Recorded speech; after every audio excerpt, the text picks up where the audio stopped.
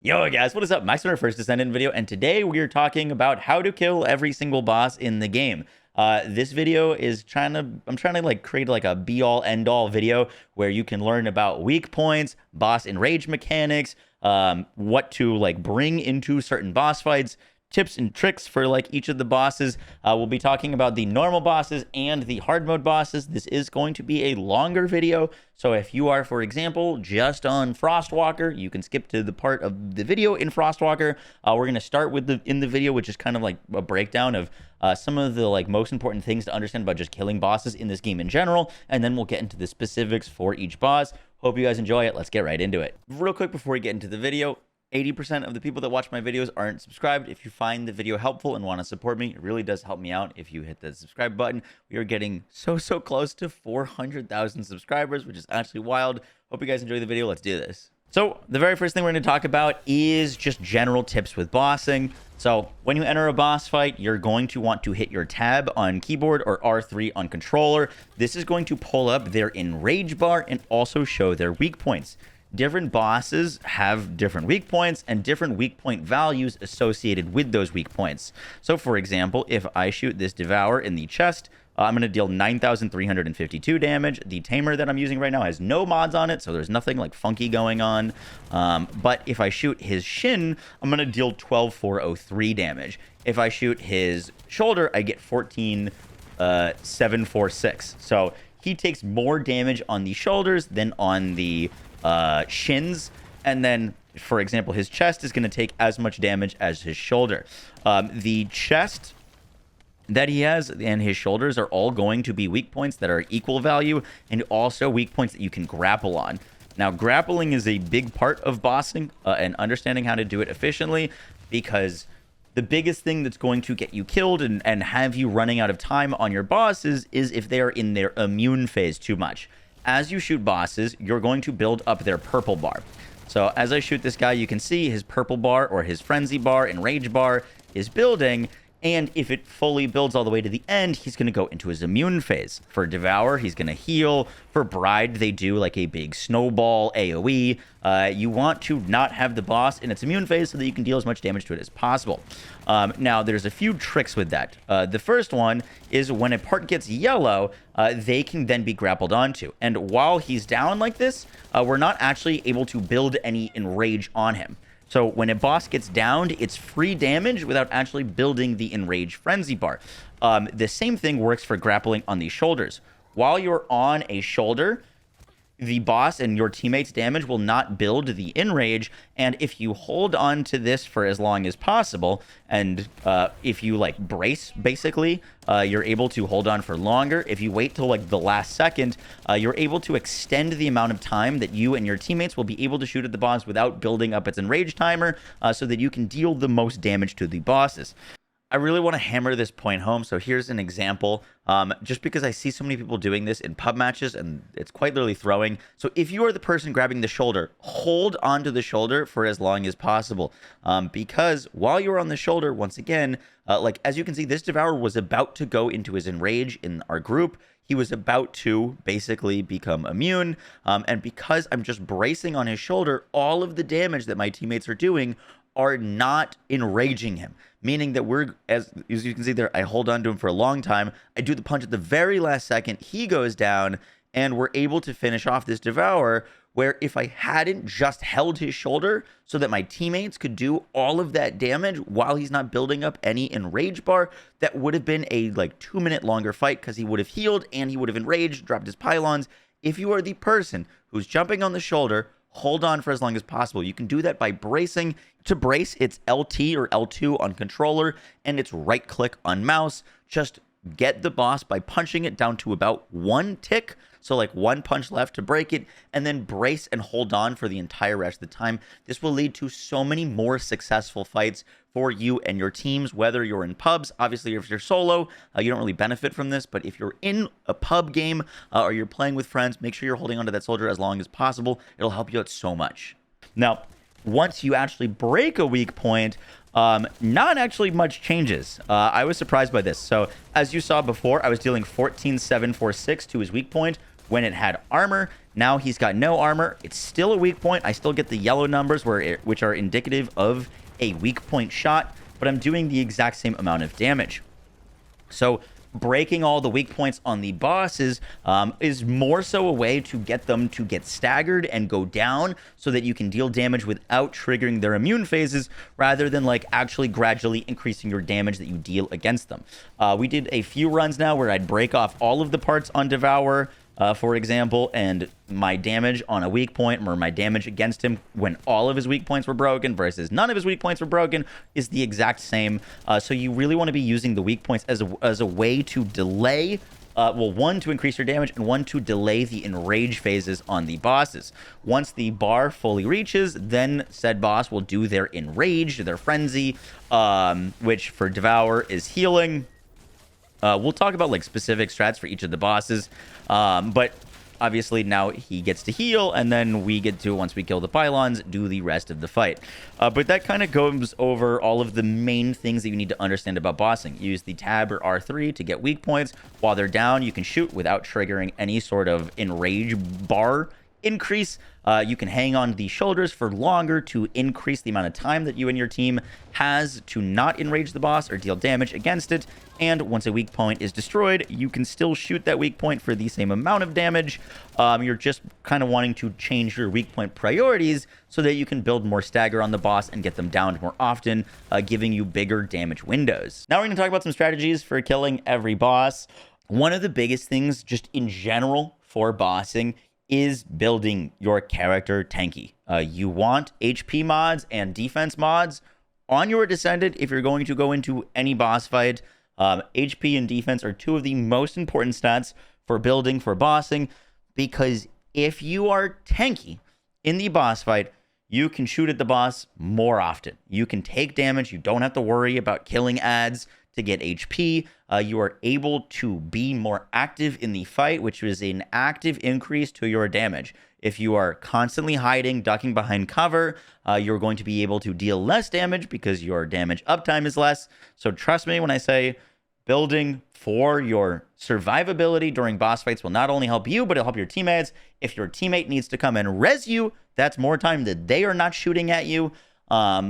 Obviously, the amount of health and defense that you're going to need for each part of each boss and into hard mode changes, but just note that slapping on increased HP and increased defense is two fantastic ways to start getting some survivability on your Descendant. If you have extra room for it, adding some resistance as another source of damage reduction can be really nice for said bosses. If you're feeling extra squishy, it's not overly important, but it will help you survive absolutely. Next up, your modules can roll with increases to your survivability. It's another way to pick up free resistances and increasing your HP and defense. Make sure that you're keeping an eye out for double rolls on your components, where you can get, for example, like double defense or double HP.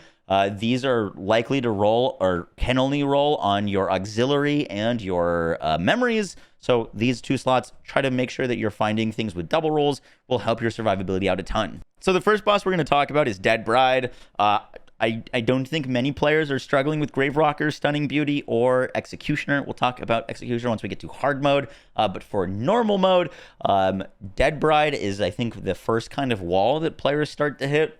Note that she is weak to fire, so throwing a fire element on your gun is very helpful. I do recommend, if you are coming into Dead Bride, regardless of what your main weapon is that you've invested into, it's super helpful to bring a sniper rifle or a scout rifle, something with a scope, and that is because of her immune phase, which we'll talk about in a second. Dead Bride has 2 times the amount of shield as she does health, so you're going to be fighting her shield for a lot longer than you're fighting her health. If you feel like you're looking at the thing and you're like, oh, we've like hardly got her shield down, or we were not going to have time, we're about to get her shield down and there's 5 minutes left, she does have a lot less health than shield. You will get her shield down a lot slower.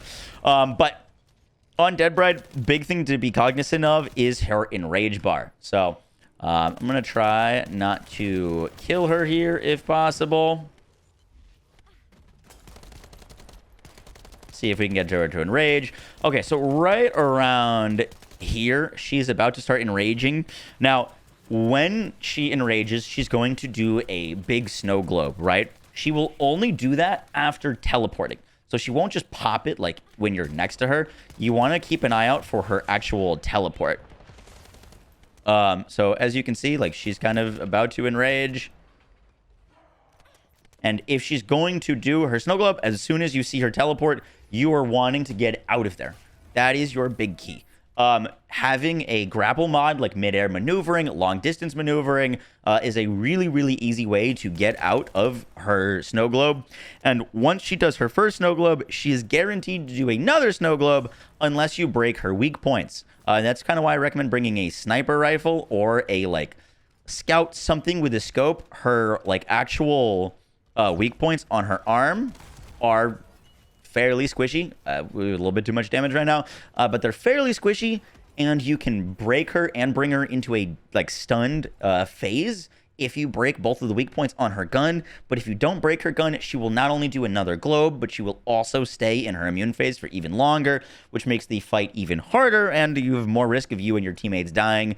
So bringing like a scout or a sniper, break the weak point on her weapon, and then prepare for the next phase as soon as she's about to do her enrage and she teleports. You got to get the heck out of there. The further away you can be from her when she's close to enraging, the better. Next up, we've got Devourer. Devourer is actually one of the easiest bosses in the game. His big difficult thing is these pylons. There's a bunch of ways to make these pylons easier. They do heal him. He can get up to full health while he has the pylons deployed. And if you're in a group and people are dying during the pylons, it's just going to be a much harder time.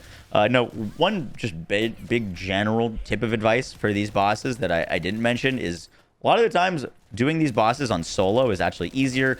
For example, Devourer will have more pylons if you're doing him with people rather than doing it solo, so it can be a little bit more difficult. But in terms of a loadout for Devourer to take him down quickly, I strongly recommend bringing a shotgun. Shotguns are super helpful for killing the pylons, because what you want to do is you want to bring burst. Burst and Descendants that do big damage. Your VSs, your Sharons, your Bunnies, your Kyles, things where you can kind of just put down some damage and also try to burst these pylons as fast as possible. Bunny's my preferred thing because you can just use your 4 and like insta-kill these pylons. Bringing a shotgun, super helpful. And the other thing that you need to note is he does do an AoE on the ground while the pylons are happening. It didn't do it there, but typically it's not worth getting hit by the damage that's coming down over the, like if you're squishy. So rolling when the AoE is coming down from the sky, keeping your damage up, using things that will keep damage, your Freynas, your Bunnies, and then pulling out a shotgun or an SMG, just something that's built for burst damage, and you will get those pylons down quickly and be able to kill Devourer no problem. Devourer is one of the squishiest bosses in the game. Just the fact that he heals himself can make the fight pretty long and annoying. But yeah, that is Devourer. Bring some burst, bring a Descendant that can survive his poison damage, and you will be just fine. Just keep an eye out on the falling damage from the sky when you're doing your pylon phases. Next up, we've got Pyromancer. Pyromancer is probably the biggest wall that most players hit, mainly because Pyromancer dishes out a lot of damage, mainly due to this orb that you're seeing. It's probably one of his strongest hitting attacks that will just basically melt you. It was the thing that was stopping me from getting past Pyromancer. The first big tip against Pyromancer, and I said this earlier, is just building tanky. You are able to... it's a little bit of a DPS check. And if you are staying tanky, you're going to be able to be in his face more and deal more damage. The next thing is these little shield drone hummingbirds that he will spawn. As you can see, he is like getting a little bit of healing off of this thing. Obviously, it's going to be a bit more if there's all of them. But you want to be eliminating those things as fast as possible. Bringing a Thunder Cage to do AoE damage. Bringing Leapic with his 4. Sharon, Bunny, just a way to obliterate those things as quickly as possible is going to help out a ton. The reason I say kind of staying close to Pyromaniac can be pretty helpful is because a lot of his attacks are harder to dodge if you're further away. Like that fire orb that just went by that hit me maybe 3 times. If I was a new player right now, I'd probably be dead. So if you're close to him, you can actually kind of like Dark Souls dodge that ball. You're going to want to try to get it and dodge towards him, which will make the ball hit the ground because he usually shoots it high. And that helps a ton. This double, that slam that he does, where he does this sword, you can just straight up double jump it. As you can see, there's the ball. If we just roll forward and closer to him, I didn't get hit, I think maybe once, if not any times by that ball. But if I'm far away or if I'm in the air or anything, that ball and its like fire orbs will just absolutely melt me. So staying close to Pyromancer is absolutely huge. And then his immune phase does last a while. It's pretty tricky to hit. If you're with teammates, you can have people turn the boss around. If you're playing solo, it helps to try to get onto these like high points on the map. There's a bunch of them that you can kind of just rain damage down on him and like try to break his weak point. For any time that he does anything like that, you just want to grapple. And then when he's doing his rings, the rings can be... Ooh, that's a lot of lag. The rings can be a bit of a nightmare. Once again, trying to stay up in high places is very helpful. For that, obviously, he can break those high places, so it's not like the most safe or consistent way to do it. But it does help quite a bit. Especially for trying to hit this reactor, because like as you can see, like I basically don't have an angle on that thing until I get up here, bringing a weapon with weak point, bringing a sniper with weak point, or something that has some like decent accuracy to get rid of that thing is huge. And as you can see, you know, obviously we're over leveled and overbuilt for this fight, but if you stay close, dodge the orbs, build tanky so you're not dying, get up top to break down his things. And honestly, if you're struggling with this boss, I do recommend trying it solo because he just has so much less HP when you're solo, but that is Pyromancer. Next up, we get to talk about Swampwalker. Now, this is probably going to be pretty short because Swampwalker is one of the more straightforward bosses. The big thing with Swampwalker is he just does a lot of damage. There isn't really anything too complicated to the fight. The main thing is, one, you really want to build a tanky character for this fight. The other thing is that you will actually, he's got these like weak points, right, that you can shoot. You're gonna want to try to stay high on this fight because the where he takes the most weak point damage is actually on the little orbs on top of his head. And if you stay on the ground here, as you can see, like they're not really visible to me while I'm standing on the ground here. But if we go up top, which there's plenty of top coverage, and bring like a weak point weapon, a scout rifle, a sniper, a tamer, you can start hitting these weak points on the top, which will do a ton of damage to him. And then once he actually goes into his enraged frenzy bar, he's going to pop out these little like kneecaps. The kneecaps, unlike Frostwalker, stay mostly still. And then it's just kind of a you need to kill all of them type deal. The big issue with this phase is he pumps damage. As you can see, like I'm pretty tanky and he is hurting me. He's hurting me quite a bit. So that's the biggest thing with Swampwalker, is just trying to build a tanky character so that you've got enough damage to break his weak points and survive his like onslaught of damage that he does to you. But yeah, the fight itself is pretty straightforward. Next up, we get to Hangman. Now, Hangman's where we get actually a bit mechanical. So Hangman is flying in the sky. Below him, you will see these tubes here. Now, Hangman's tubes is kind of like his enraged mechanic. Now, as we start to shoot at Hangman, he has a bunch of weak spots. My personal favorite weapon to bring for this fight is a tamer because you can just lay into him. But as you start shooting at him, these tubes will start to fill up. Now, if these tubes get to fully built all the way up to the top, he will actually wipe you. So you will just straight up die. There is no like immuning it. You can't get behind like an Ajax shield. You and your team will die if those tubes fill all the way up. Now, the way to stop those tubes filling all the way up is by pulling the cube out of this little space. So if we shoot him a little bit more, it is possible to do this fight and not have to do any of the mechanics if you have enough damage. But let's just say for the sake of this video, now let's say these are a little bit close. That's actually a pretty good place to grab them. You want to try to grab the cube at like 75% or 80% full. While I'm carrying the cube, there's a spot on his mouth that opens up. It's a tube. It's got like its own kind of HP bar. And what you need to do is you need to break that cube. Once you break that cube, or your like teammates are doing damage, break that cube, then he is able to like be brought out of his enrage phase. In order to do that, you need to pick up the cube again. So right now he's getting pretty close. Let's say we grab the cube again.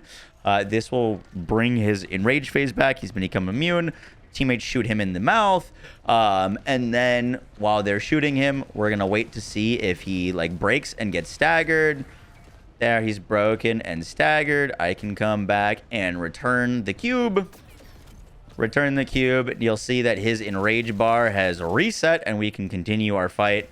It's pretty simple, you know, just take the cube when he's when the tubes are about to fill up, your teammates break the mouth, you return the cube, you continue the fight. But obviously, if you don't understand the mechanics, this fight can be a little bit more tricky, but that is how you do Hangman. Next up, we've got the hard mode bosses, which we're starting with the Executioner. Now, the Executioner is a bit of a wall for a lot of players, but mainly because it's their first boss that they go to on hard mode. My biggest tip of advice for fighting hard mode Executioner is simply just farming before you start diving into these fights. I know it's very enticing to start jumping into the hard mode fights as soon as you hit hard mode, but I promise you, if you take the time to farm up your Descendants and farm up your weapons, you are going to have a much better time against this boss. The big thing is he just, you know, he does a lot of damage. He's got big sword slams. He's got annoying ads. Bringing a Descendant that can do kind of constant AoE is super nice. I really like Freyna for this fight personally because he's weak to Toxic. Freyna's 4 kind of craps all over this boss. You can put down your 3 at your feet and just poison everything. I just got tapped out. Bunny's a pretty nice choice too because the ads that spawn around him can be really frustrating, and with Bunny you can kind of just walk around and use her 3 and that will take care of the ads. But yeah, this is just kind of your first phase, your first boss to test if you've been farming hard mode. If you haven't been farming hard mode, Executioner can be a bit of a rough one. If you have been farming hard mode, you shouldn't really have many issues with this, especially doing it solo. He is, once again, one of those bosses that is definitely easier to fight solo. He's got the same kind of moveset and kind of methodology of fighting Pyromancer, where you're going to want to stay close, aim for his weak points. Once he goes to his immune phase, you want to get up high. He's doing this shock orb. You can just roll forward through him. The sword, also, you're going to want to move. I try to move to the left or right. A lot of times if I try to roll backwards or forwards, he still hits me with it.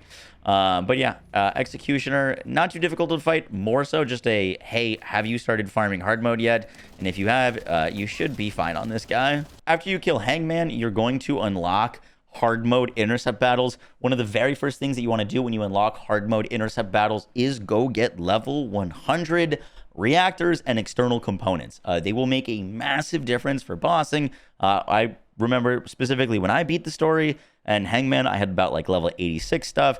Getting components and reactors that are level 100 make a huge difference. Now, once you unlock hard mode, you can change your map difficulty from normal to hard in the bottom, which will allow you to view the difficulty level rewards. These rewards will show you exactly what kind of reactors you can farm. So you can look for like general, electric, singular, bunny reactors. Go get a level 100. These drops are on a rotation, so they will change based off of like the week. So you can always check the all rewards button and see where reactors and sensors are going to be dropping and what will be available to you. But one of the big things is to go farm components. Auxiliary powers, for example, this week are dropping in Grand Square. The reason this is so important to farm is, one, you're going to get level 100 versions in hard mode, but the auxiliary power unit can drop with double rolls of HP. It's possible to get 1,500 HP on just your external component. I don't have a perfect roll here, still looking for a gold, but getting those things will up your survivability a tremendous amount. Finding a memory, which can also double roll defense, is a massive improvement to your survivability. When you get to hard mode, I suggest for bossing, you're looking for, like specifically for bossing, about 10k HP on basically every Descendant, and at least 25k defense. If you can get 10k HP, 25k defense, you're going to be feeling pretty good. Obviously, if you can get that defense to like 32k or 30k-ish, you're going to be feeling better, but those are kind of like the minimum stats that I'd recommend walking into any boss fight with. Next up, we get to Obstructor. Now, Obstructor is one of the easier bosses if you bring the right setup. He can be a real pain if you don't. And what I mean by the right setup is Bunny is really, really good against this boss. And I'll show you why in just a second, but he's got 2 massive weak points on his shoulders. As you can see, our team is just melting him right now. But he's got 2 mechanics that you really want to pay attention to. The first is his orb that he will do. I'm going to try to stop shooting him and see if he'll do it. But he can summon a cube, basically, that will lock a teammate in place. That teammate will die if you do not free them. In order to free them, you just need to shoot at the cube. If he does the cube move, you and all of your teammates should immediately start targeting the cube. Let's see if he'll do it here. So he's going to put his hand up in the air. Trinity's getting targeted. That means we're going to want to use all of our damage and just constantly spam. The cube breaks. Trinity is now free, and we can continue our fight. You will lose teammates if you are not engaging with that mechanic. So make sure that if you see cube go up, you want to free your teammate as fast as possible. Now, once his enrage goes up, he's going to open portals. The reason Bunny is so good for this is because Bunny's 3, particularly if you can get her ultimate mod, you don't need it. If you can get to a high place, it's fine. But Bunny's ultimate mod, these orbs, can just basically get one shot by Bunny's range on her 2, which is kind of ridiculous. If you don't have Bunny or you're playing a different Descendant, you're going to want to bring a weapon that you can kill the cubes fairly easily. The Tamer's a great choice because it's got a lot of rounds in the mag. The Silly Weeper is a good choice because it's a slow-firing scout. But basically, these orbs will come out. Ideally, in a perfect world, you can try to get some cover and like set up and shoot them with your gun. The reason you want cover is because the boss will fire at you while you're doing this. He will only aggro on one person at a time, but you know, I'm low health right now. It's very possible that he could just turn and kill me. And if you have if your friendly's dying during this phase and the orbs get to the boss, if enough orbs get to said boss, he will actually just do a wipe mechanic and delete you. So this fight is impossible to do if you are not properly clearing out the orbs that he spawns. And on his second phase, he'll open additional portals. So right there, his first phase was only 2 portals. If we get to his second phase, he'll open additional portals depending on the amount of players that he has. But Bunny, Jaber, if you have enough range on the turrets, can help deal with them. Sharon's ultimate you can use to break a bunch of them. But I do think Bunny's technically the best choice. He's weak to electric, and also the fact that if you just get close enough, because Bunny's 3 is not just it's not like just linear. It's got verticality to it as well. So you can kind of just like stay underneath the big portals and jump up and down and kill all the things. Is a very, very efficient way of doing this fight. If you don't have the range on your Bunny, per se, and you can't get up on top of things, you can actually just stay close to the boss with Bunny and just kind of make sure that none of the orbs get to him. So, like, here, I can kind of just guard and make sure that none of these things are getting to him, which I can help out my team with.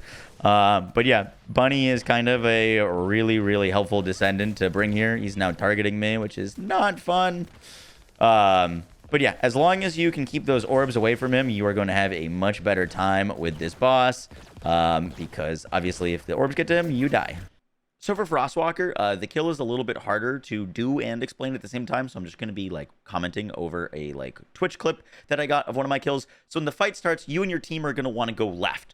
Go left up to this balcony. It doesn't really matter if it is this left place. You just want to get elevated. The reason for that is Frostwalker is a very weak point mechanic heavy fight. This is the most complicated fight in the game, so I'm going to do my best to break it down. So Frostwalker has different weak points. You'll see I ping here, and each of these weak points have a different drop value associated with them with the different fire orbs. Now, at the 730 mark, it's around 730, 720, Frostwalker will do a wipe. He jumps up into the air, slams down, and if you do not have 6 of his fire orbs on one of your players, everyone on the team dies. So for this fight, when you go into like a public game or whatever, you're going to want to type in chat and just assign someone to be the runner. This runner is going to be the only person to pick up fire orbs, because if one person picks up 5 orbs and one person picks up 1 orb, you all die. So you only want one person picking up these fire orbs. Now, you are on a time crunch to break these weak points. And the best fire orbs to like time value that you can get is the weak points at the very top of his head. That's why you want to get up high. If you're on the ground, you literally will not be able to see these things. I know the Twitch clip quality isn't the greatest, but these weak points on his head, he has 3 of them. Each of them drop 4, meaning that you can break one of these and like an eye or your shoulders, you're trying to get 6. The ads can also have a chance of dropping these fire orbs, but you'll see that you're going to want to bring a weapon with big weak point damage. A weak point weapon that is just geared for breaking weak points. I brought the Tamer. We had an Enzo, so we all had infinite ammo. As you'll see, we're just pumping into this weak point, trying to get it to break. And then right around here, I think we get our first break. There you can see there's 4 orbs. They go out and scatter. Now, these orbs will stay on the ground. They will expire on you, and if Frostwalker is damaging you and you have a bunch of them on you, he can actually delete them from you. So it's possible to lose these fire orbs. That's why you want to avoid picking them up until like the 7-minute and 45-second mark. So as you can see, we just broke another weak point. We're going to get 2 orbs there. So 1 top bolt and 1 shoulder is enough. We now have 6 weak points, or 6 fireballs, and we're only at the 9:36-second mark. This gives us plenty of time to be able to do this fight. This is why you want to be very efficient with this fight, because the faster you can break these weak points, the easier the fight is to do, because he does these big immune phases where you're really not going to be generating any orbs, where you have to break his like little his legs. He moves around a bunch. They're tough to aim at. Once again, just bringing a gun that's got a lot of weak point damage. I recommend a full weak pointed Tamer or Enduring Legacy or Eternal Willpower is going to be really, really great for this. So now we're basically just trying to get him to his or shoot his legs so that we can get him through his little like immune phase. Speed this up a little bit. We've got like 1 or 2 legs to break now. And we've also got about a minute left before he does his big immune phase. You'll note that I still haven't picked up any fire orbs, and I've told my team not to pick up any fire orbs. You want to avoid them at all costs. So here we break him down. He's now unimmune. Keep shooting at weak points. There's no harm in like doing more weak points. You do want to save at least 1 of the head bolts if you don't have the damage to kill him in 1 cycle. You want to save 1 of the head bolts. But let me skip to about the... So right here, it's now under 30 seconds to the wipe mechanic. This is where I'm going to start to be like, I'm going to need to go pick up those bolts. As you can see, I'm like looking at the timer. The timer is about to hit like 7:45-ish, and that's when I'm going to go grab these things. Now, I recommend the runner being on Bunny. Obviously, there's a lot of great Descendants for killing bosses. Bunny is all right at killing bosses, but she's really fast, and the big thing with this is if you get deleted by Frostwalker, if he starts hitting you with a bunch of damage, he can knock the flame orb stacks off of you. So you want to be playing a fast character. I usually play Bunny to be my runner, and then as soon as I go from 5 stacks to 6 stacks, once again I apologize for like the Twitch video quality, but as soon as I go from 5 stacks to 6 stacks, now I've got this big fire aura around me, right? So now I'm going to tell my teammates, we had 1 person go down. That's fine. It's too bad for them. Now I'm going to tell my teammates to basically get in this circle. And as you can see, as I'm turning around here, he does his big AoE wipe. So he does this big jump. You'll see this big frost circle go out. Because I'm already next to my teammates, no one gets frozen, and we could just continue the fight. Now it's just a rinse and repeat. So we just have to break his legs, and then we're going to do the same thing. Once again, at the like 4-minute and 30-second mark, 4-minute 20-second mark, he will do another wipe. So even if you think you might have enough damage, you still, on the second part of the fight, you still want to be aiming for these weak points. That is the only way to guarantee yourself a safe fight. Here, we've got another 2 minutes till the next wipe. We break another 4, and it's just about stacking up all of those things. This fight is the most annoying and difficult fight in the game, in my opinion, because there's so many things that can go wrong. You cannot break enough weak points because your team isn't all firing at the same ones. You can have your carrier pick up 6 orbs, but then get hit by the boss and lose them. You can have a teammate accidentally walk over a fire orb. There's just so many things that can go wrong, but as you can see, if you have the strategies down, if you coordinate with your team, and once again, I know if you're in pub, the biggest thing that you need to do is just when you start the game, just type into the chat saying, hey, I'll be the runner, I'll grab the 6 orbs. Everyone focus the top bolts on top of his head. Here, I got really low and was a little bit worried about dying, but it looked like we had enough damage to finish him off. But yeah, there he goes to another immune phase. We do get the kill on him while he's immune, but once again, if we hadn't killed him before his next wipe, I would have needed to pick up 6 more fire orbs. All right, for our very last boss is Molten Fortress. This is the final hard mode boss. It is definitely not the hardest boss in the game. In fact, you're going to spend 75% of this boss fight fighting its mechanics, which aren't very difficult, but they do require a fair bit of coordination. So the fight starts out, by the way, recommended descendants for this fight are Enzo and Glay. They help a ton. Bunny can also do some nice things. But the big thing that you need for this fight is a whole lot of ammo. It's a little bit similar to the Obstructor fight where you're going to be needing to break things. But Molten Fortress, not overly tanky. He has a lot of spots to shoot at. Doesn't do like an insane amount of damage. But what he does do is a lot of AoE and a lot of fire. Particularly during his mechanic. But if you run out of ammo during his mechanic, you can make your life way harder than it needs to be, and that's why Enzo and Glay are really just kind of top-tier descendants for this fight. I'm going to pop my 4 real quick just to get some extra ammo. Enzo is the king of just giving everyone on his team just a ton of ammo. He's got a 1 and a 4 ability that gives ammo. Glay can just have infinite ammo as well. She's pretty nice for this. But now that we've gotten to his thing, we're going to want to spread out, and everyone is going to want to grab a pylon. So these pylons have a little button on them. If you shoot them, you'll rotate it counterclockwise. What you want to do is you want to shoot it enough times that the pylon rotates so it's facing to the right. Your goal with this is to connect all of the pylons together. So now that this is facing right, it's going to do this beam, right, that connects it to the next pylon. The issue is that if the Molten Fortress launches enough explosives, he'll launch them at the pylons and try to set us back and break the connections. So as you can see, like, it's kind of just like an aim trainer again, where I'm going to try to be constantly swapping between trying to push this to the right, which I've now gotten. I've connected. You need to connect them all in a square. And so basically every person grabs 2